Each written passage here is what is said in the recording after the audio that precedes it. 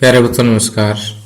10वीं कक्षा के विज्ञान के प्रथम चैप्टर रासायनिक अभिक्रियाएं एवं समीकरण के तीसरे लेक्चर में आपका स्वागत है। इस लेक्चर में हम एनसीईआरटी बुक के पेज नंबर 6 पर जो कुछ क्वेश्चन दिए हुए हैं उनको हल करेंगे। इनके अलावा चैप्टर के लास्ट में जो अभ्यास के प्रश्न दिए हुए हैं उन प्रश्नों में से प्रश्न नंबर 4, 5, 6 और 7 को हल करेंगे। तो इन प्रश्नों को हल करते समय हम रासायनिक समीकरणों को संतुलित करना अच्छी तरह से सीख जाएंगे। तो इसके जो मोस्टली क्वेश्चन है वो रासायनिक समीकरणों को संतुलित करने के आधार पर ही हैं। लेकिन इससे पहले एक क्वेश्चन थोड़ा सा अलग है, पहले वो देख लेते हैं। छोटा सा क्वेश्चन है कि यहाँ पर पूछा गया है कि वायु में जलाने से पहले मैग्नीशियम रिबन को साफ क्यों किया जाता है। तो वास्तव में मैग्नीशियम रिबन जब वायु के संपर्क में आता है तो ये ऑक्सीजन के साथ रिएक्ट करके मैग्नीशियम ऑक्साइड बनाता है और मैग्नीशियम ऑक्साइड की एक परत जो है मैग्नीशियम रिबन के ऊपर जमा हो जाती है और ये परत जो है मैग्नीशियम रिबन के जलने में क्या है, बाधक होती है। इसलिए अगर हम मैग्नीशियम रिबन को जलाने से पहले थोड़ा सा रब कर देते हैं, रेग मार्क से साफ कर देते हैं, तो वो परत उतर जाएगी पीछे पे और मैग्नीशियम बचेगा, वो आसानी से जल जाता है। तो ये चीज़ हमने लिखी है कि मैग्नीशियम रिबन जब आर्द्र वायु के प्रभाव से मैग्नीशियम रिबन पर आर्द्र वायु के प्रभाव से मैग्नीशियम ऑक्साइड की सफेद रंग की परत जमा हो जाती है। यह परत मैग्नीशियम के जलने में बाधक होती है। मैग्नीशियम रिबन से मैग्नीशियम ऑक्साइड की परत हटाने के लिए इसे रेग मार्क से साफ किया जाता है। ओके, अब आइए इस लेक्चर का मेन पार्ट पढ़ते हैं। यहाँ देखिए सेकंड क्वेश्चन आपको दिया हुआ है कि निम्नलिखित रासायनिक अभिक्रियाओं के लिए संतुलित समीकरण लिखिए। पहला है hydrogen plus chlorine gives hydrogen chloride. तो हाइड्रोजन के लिए हाइड्रोजन का जो अणु होता है उसका सूत्र H2 होता है, क्लोरीन का Cl2 होता है, प्लस बीच में है, फिर एरो मार्क है। उत्पाद क्या है यहाँ पर, हाइड्रोजन क्लोराइड HCl। ओके, अब हमें इस समीकरण को क्या करना है, संतुलित करना है। तो यहाँ पर सबसे बड़ा देखिए क्या है, HCl है। ठीक, तो हाइड्रोजन और ऑक्सीजन को छोड़ करके यहाँ पर क्या है, आपको क्लोरीन दिखाई दे रहा है। क्लोरीन यहाँ 1 है, यहाँ पर क्लोरीन 2 है। तो बैलेंस करने के लिए यहाँ पर मैं 2 से गुणा करूँगा। अब यहाँ बच गया हाइड्रोजन, 2 हाइड्रोजन, 2 हाइड्रोजन। ठीक, ऑटोमेटिक बैलेंस हो गया। बस ये पहला आंसर। देखिए इस तरह से फर्स्ट पार्ट जो है आसानी से आप सॉल्व कर सकते हैं। सेकंड पार्ट देखिए, बेरियम क्लोराइड। बेरियम क्लोराइड का सूत्र होता है BaCl2 और aluminium sulphate plus aluminium sulphate का होता है Al2SO4 thrice। This gives barium sulphate, barium का Ba और sulphate SO4 gives aluminium chloride, aluminium का Al, क्लोराइड Cl3। तो AlCl3 एल्यूमिनियम क्लोराइड का सूत्र होता है। तो अब इसको हमने बैलेंस करना है।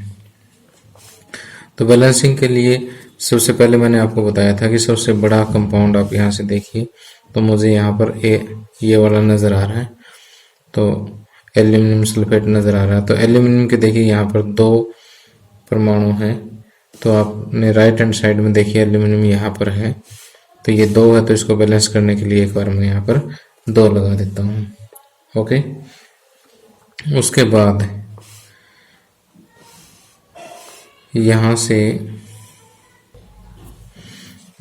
SO4 देखिए, सल्फेट आयन कितने 3 और यहाँ SO4 कितने 1 ही है, तो मैं पूरे को 3 से गुणा कर देता हूँ। वैसे तो आपको अलग अलग कंपेयर करना, जैसे सल्फर कितने हैं 3 है, तो यहाँ सल्फर कितना 1, तो 3 से गुणा कर दिया। ठीक, तो और ऑक्सीजन कहीं थी नहीं इसलिए मैंने SO4 को पूरे को कंपेयर कर लिया। लेकिन रूल यही बनता है कि सल्फर यहाँ 3 थे, तो यहाँ 3 सल्फर करने के लिए मैंने 3 से गुणा कर दिया। ऑक्सीजन ऑटोमेटिक बैलेंस हो गया। अब बेरियम देखिए यहाँ पर 3 हो गए, तो ये 3 बेरियम है, तो इसको बैलेंस करने के लिए मैं यहाँ 3 लगा देता हूँ। क्लोरीन 3 दूनी 6 और यहाँ पर भी 3 दूनी 6। अब देखिए ऑटोमेटिक बैलेंस हो गई।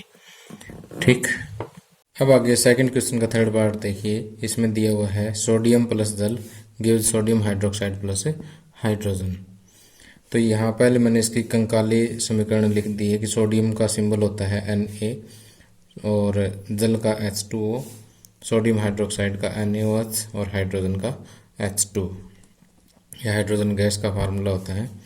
अब देखिए कि सबसे पहले हम सबसे बड़ा एलिमेंट जो है लेफ्ट हैंड साइड में से राइट हैंड साइड में वही उठाते हैं। यहाँ से देखिए कि सोडियम 1 है, यहाँ पर भी 1 सोडियम है। और अब बात बच गई हाइड्रोजन और ऑक्सीजन की। तो ऑक्सीजन देखिए यहाँ 1 और यहाँ भी ऑक्सीजन 1 है। और हाइड्रोजन देखिए कि यहाँ 1 और 2 ये भी साथ में काउंट कर लेते हैं, टोटल 3 हो गए, लेकिन यहाँ पर 2 ही है।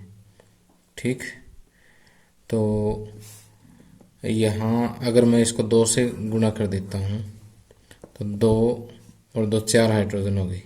अब हाइड्रोजन बैलेंस करने के लिए हम यहाँ पर 2 से गुणा कर देते हैं, 2 दूनी 4 ये हो जाएगी। ऑक्सीजन भी ऑटोमेटिक बैलेंस हो गई। और रही बात सोडियम की, सोडियम यहाँ 2 हो गई, तो 2 आपको सोडियम के साथ भी लगाना पड़ेगा। तो इस तरह से जो बैलेंस्ड केमिकल इक्वेशन है यानी संतुलित रासायनिक समीकरण है वो जो 2Na + 2H2O gives 2NaOH + H2। Okay, आगे तीसरा प्रश्न देखिए कि निम्नलिखित अभिक्रियाओं के लिए उनकी अवस्था के संकेतों के साथ संतुलित रासायनिक समीकरण लिखिए। कि यहाँ पर आपको कुछ अभिक्रियाएं दे रखी है, उन अभिक्रियाओं का जो आपने पहले तो समीकरण लिखना है और वो किस अवस्था में है, ठोस द्रव गैस, वो अवस्था आगे आपको दर्शानी है। ठीक, या वो एक्वस स्टेट में है यानी जलीय विलयन स्टेट में है वो लिखनी है, अवस्था में वो लिखना है। तो फिर उसको जो संतुलित करना है आपने। अब ये पहले फर्स्ट पार्ट देखते हैं। कहता है जल में बेरियम क्लोराइड, पहले सिंपल लिख लेते हैं कि बेरियम क्लोराइड क्या होता है, BaCl2 तथा सोडियम सल्फेट, सोडियम सल्फेट होता है Na2SO4। ये हमें देता है अभिक्रिया करके सोडियम क्लोराइड का विलयन तथा अघुलनशील बेरियम सल्फेट।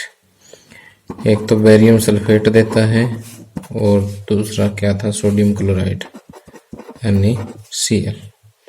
अब पहले इसकी जो अवस्था दिखा देते हैं। अवस्था में देखिए कि जल में बेरियम क्लोराइड और सोडियम सल्फेट है, तो ये दोनों का क्या है, जलीय विलयन है, तो इनके आगे A क्यों लिख देते हैं।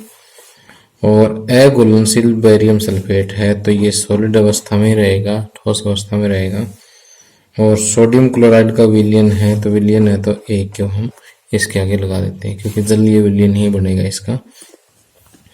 अब ये तो होगी इसकी अवस्थाओं के साथ हमने रिएक्शन ये इक्वेशन लिख दी, लेकिन अभी तक ये संतुलित नहीं है। संतुलित करने के लिए यहाँ पर सबसे बड़ा जो यौगिक है उसको मैं उठाऊंगा। जैसे यहाँ पर मुझे Na2SO4 नजर आ रहा है, तो Na2 सोडियम जो है यहाँ पर 2 है, राइट हैंड साइड में देखिए सिर्फ 1 ही है, तो यहाँ मैं 2 लगा देता हूँ। सल्फर 1, ऑक्सीजन 4, बाकी बैलेंस है।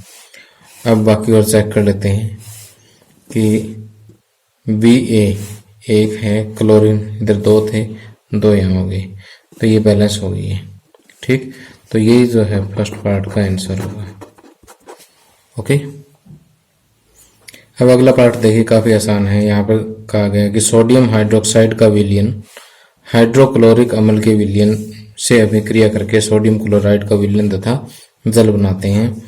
तो सोडियम हाइड्रोक्साइड होता है NaOH, हाइड्रोक्लोरिक अम्ल HCl से अभिक्रिया करके क्या बनाते हैं, सोडियम क्लोराइड NaCl तथा जल हो गया H2O।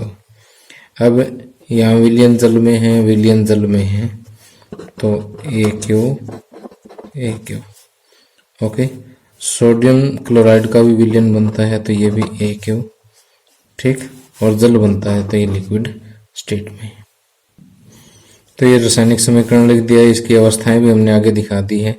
अब इसको संतुलित करना बाकी रह गया है। यहाँ देखिए कि एक सोडियम है, यहाँ भी एक सोडियम है, और हाइड्रोजन ऑक्सीजन को लास्ट में लेंगे। पहले क्लोरीन देखो, एक है इधर, एक क्लोरीन, दो हाइड्रोजन और एक ऑक्सीजन, दो हाइड्रोजन एक ऑक्सीजन, ऑटोमेटिक बैलेंस्ड है। ठीक, संतुलित पहले से, ये आगे कुछ करने की जरूरत नहीं है। तो ये इसका सेकंड पार्ट का आंसर हो जाएगा।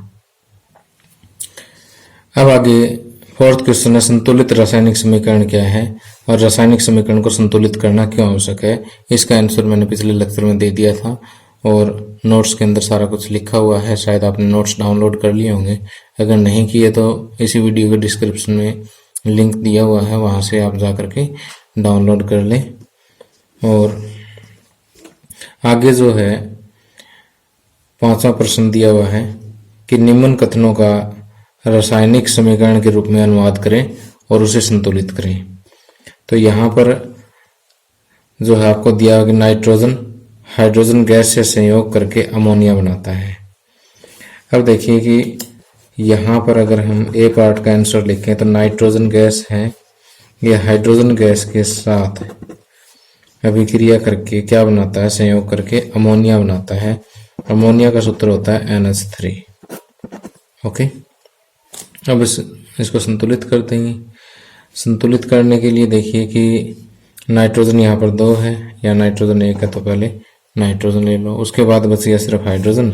हाइड्रोजन राइट हैंड साइड में देखिए 2 3 6, इधर 2 ही है तो इसको मैं 3 से गुणा कर देता हूँ तो 6 हो गए। अब इनकी स्टेट और दिखा दीजिए, अवस्था और दिखा दीजिए। गैस है, ये भी गैस है और अमोनिया भी गैस है।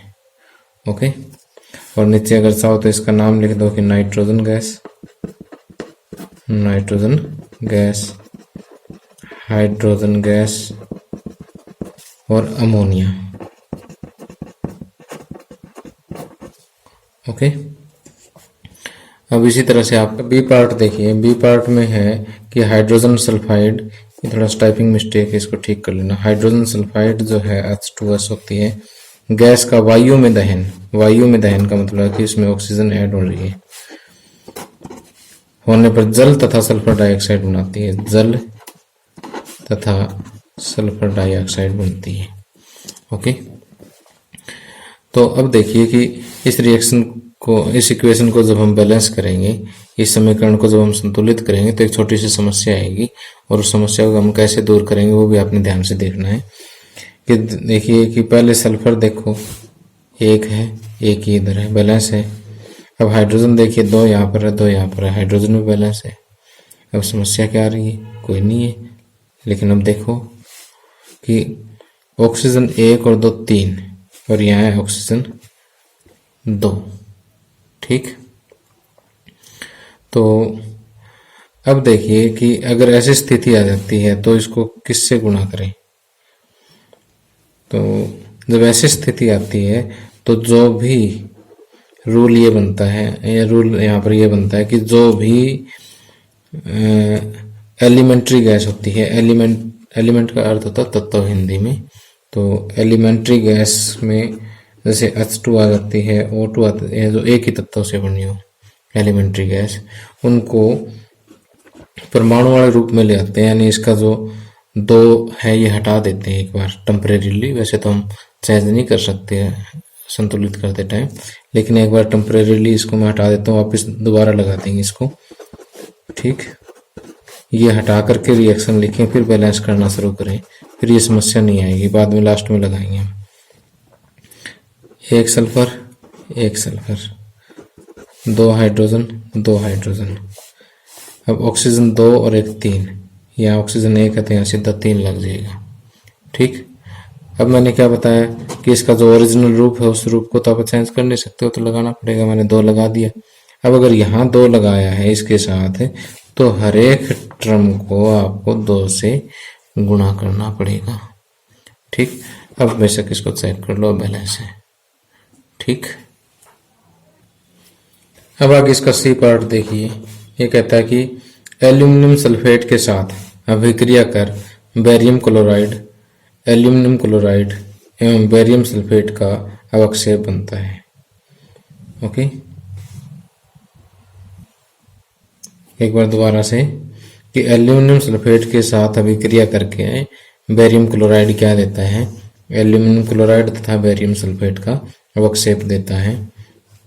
तो पहले एल्यूमिनियम सल्फेट का सूत्र Al2SO4 थ्राइस, ठीक, के साथ अभिक्रिया कर बेरियम क्लोराइड, बेरियम क्लोराइड क्या होता है, बेरियम का Ba और क्लोरीन का Cl और बेरियम क्लोराइड।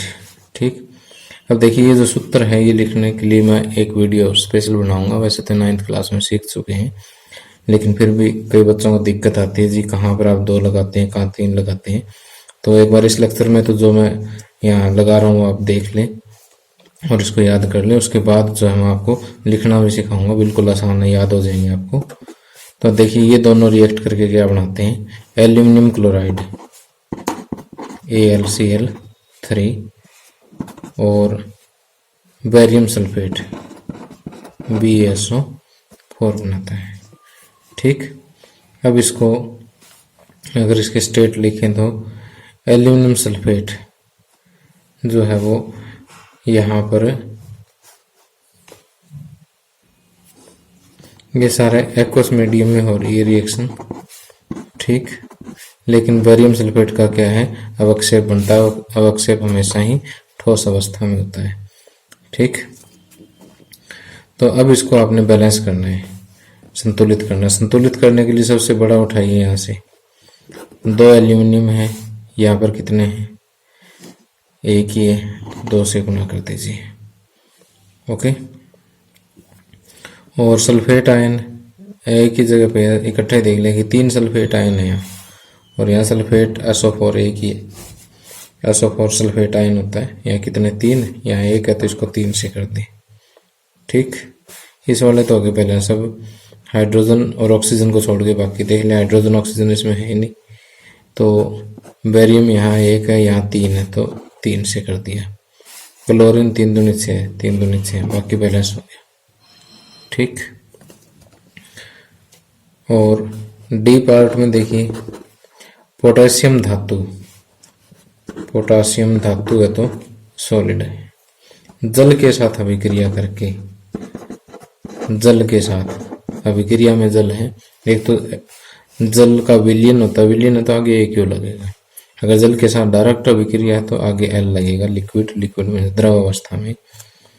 तो ये क्या देता है, पोटेशियम हाइड्रोक्साइड KOH देगा plus hydrogen gas H2 gas देगा आपको।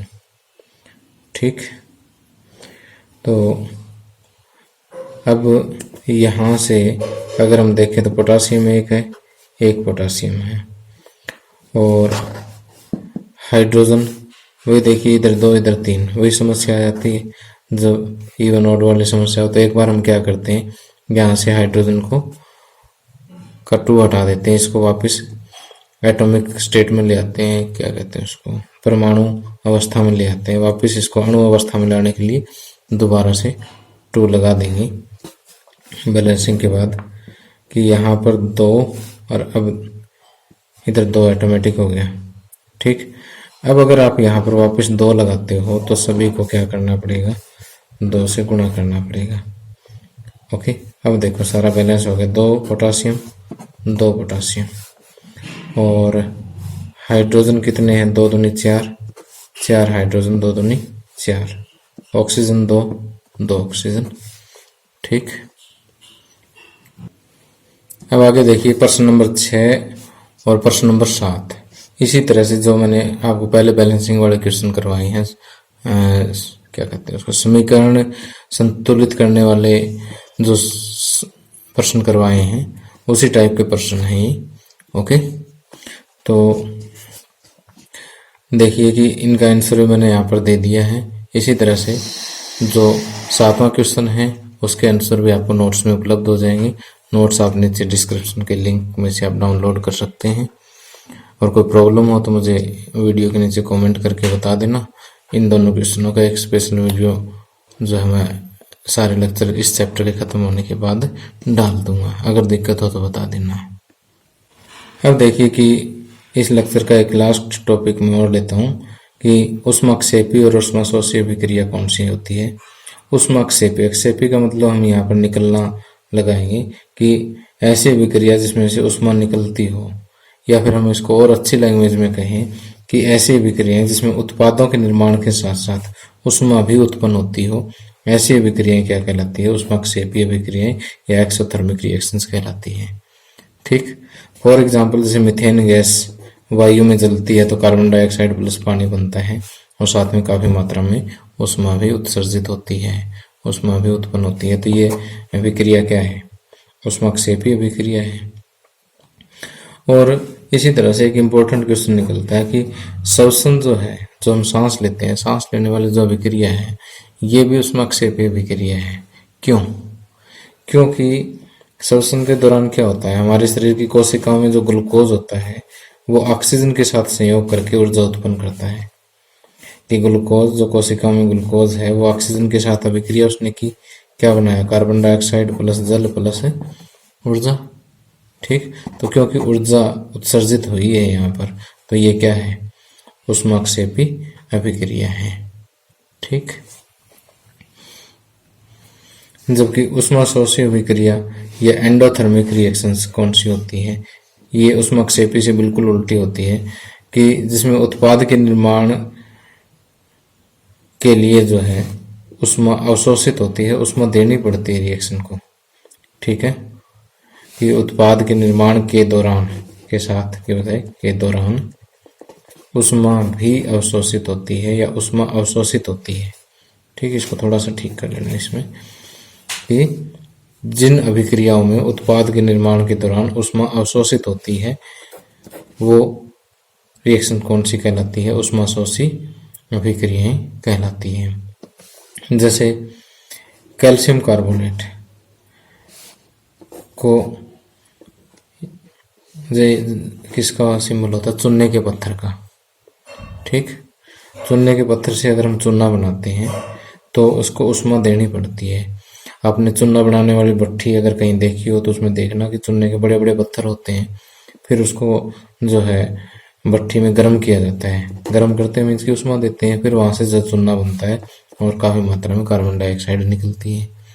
इसी तरह से जब नाइट्रोजन गैस और ऑक्सीजन गैस मिलेगी तो NO गैस बनती है, और इसको भी ऊष्मा जब तक आप नहीं दोगे ये रिएक्शन नहीं होगी। तो जिन अभिक्रियाओं में ऊष्मा की आवश्यकता होती है कंप्लीट होने के लिए, ऐसी अभिक्रियाएं क्या कहलाती है? ऊष्माशोषी अभिक्रिया एंडोथर्मिक रिएक्शंस कहलाती है। ठीक, तो इसी के आधार पर 9वां और 10वां क्वेश्चन जो है आपके अभ्यास के बिल्कुल इन्हीं के अंदर ही आंसर है इनके, वो भी आप कर सकते हैं। ठीक है, तो प्यारे बच्चों, इसी के साथ ही लेक्चर समाप्त होता है। Thank you, have a nice day.